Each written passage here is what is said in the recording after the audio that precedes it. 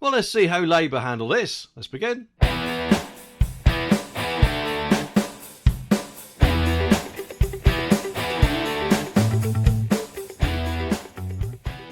Well, of course, the holidays are over and MPs are gone back to school. The House of Commons. Even though it is like a school, isn't it, with all the playground fighting that often goes on. Either way, though, throughout the summer holiday, Keir Starmer's been basically showing his true colours, hasn't he? Turning into some sort of version of Stalin who probably idolises George Orwell's 1984 and therefore, unfortunately, seems to want to inflict it upon us all, with some of the policies that Starmer and his Labour government want to do, but unfortunately for them, it might be a bit harder for them to do now, and I say that because of two reasons. The first one is that they've had a bit of a warning from reform, and I say that because it says that Lee Anderson has an 8-word warning for Sir Keir Stasi as he returns to the House of Commons. So what's going on then? What has he actually said? Well, writing on X on the day that MPs returned to Westminster following the summer break, the Ashfield MP vowed to hold Labour to account, insisting the foxes back in the henhouse in an 8-word warning to the PM Keir Starmer. And he also said that there's no more hiding for Sir Keir Stasi and his dancing deputy. We are back in the big house today,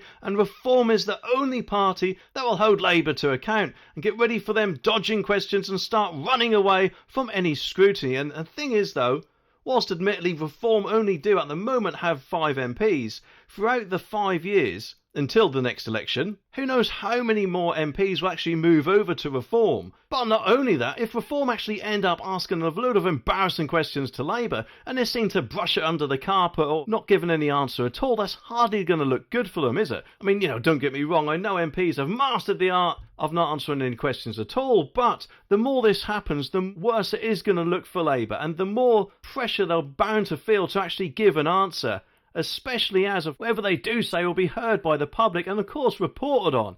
And let's face it, at the moment, Labour, let's just say, aren't doing exactly too well in the polls. But of course, Reform are, which is something that Labour are going to have to worry about. And I say that because, according to this article, it says that Reform UK are tipped to smash through Labour heartlands as Keir Starmer popularity sinks, which can only be good news for not only Nigel Farage and the Reform MPs, but of course all of us as well. Well, hopefully anyway. It says the Prime Minister's support declined just 8 weeks after his triumphant victory, it says here. Well, to be honest, I think it was more of, we want Rishi out rather than Keir Starmer in. But with the Clacton MP's party being a serious contender to Labour in many constituencies, from what I heard, they were second place in, about 92 constituencies. Just imagine if they actually won those constituencies. They'd have nearly 100 MPs, wouldn't they? And therefore surely would be quite a sizable chunk in the House of Commons. And unfortunately, with the first past the post system, that meant it didn't materialise, even though they got 14% of the vote share, which is more than the Liberal Democrats' 12.5% or whatever it was. But anyway, the latest BMG opinion poll shows Labour's support at 30%, a drop from 34% on July the 4th. There could be a backlash, it says, against Labour in several seats due to Sir Keir's decision to means test winter fuel payments, which that in itself is just quite hypocritical, isn't it? Because from what I remember not so long ago, Keir Starmer himself in, 2021 or 2022, was having a go at the Conservative Party for even thinking about doing such a thing. And of course, they're now going to do it, aren't they? It's just absolutely mental, isn't it? But not only that, because in Suffolk Coastal, where 30% of constituents are over 65, Labour won by less than 1,000 votes on July the 4th. And even though the poll revealed that Reform UK's gains would be modest, it could, however, pose a threat to Sir Keir in the so-called Red Wall some have predicted. Well, hopefully, in 2029 or whenever the next election is held, if Keir Starmer faces his own Boris Johnson moment, Nigel Farage's Reform UK will get a lot more votes now that people do realise how much of a bigger chunk they could have got at the election just gone. A survey placing Reform UK at 19% suggests the Populist Party could potentially seize the likes of Amber Valley, Dudley, Leandley, Montgomeryshire, Glenduir, Sittingbourne and Sheprey. And sorry if I mispronounced any of them.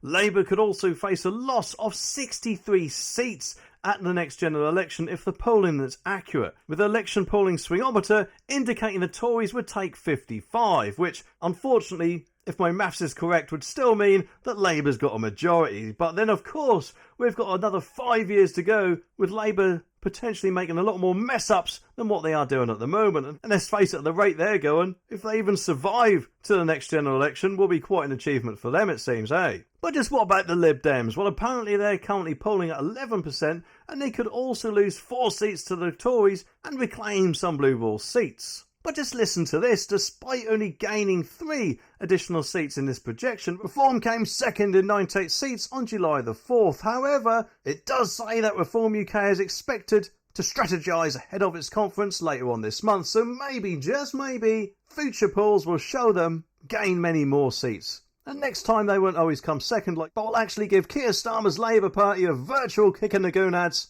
and of course deflate any hope it has in keeping hold of power.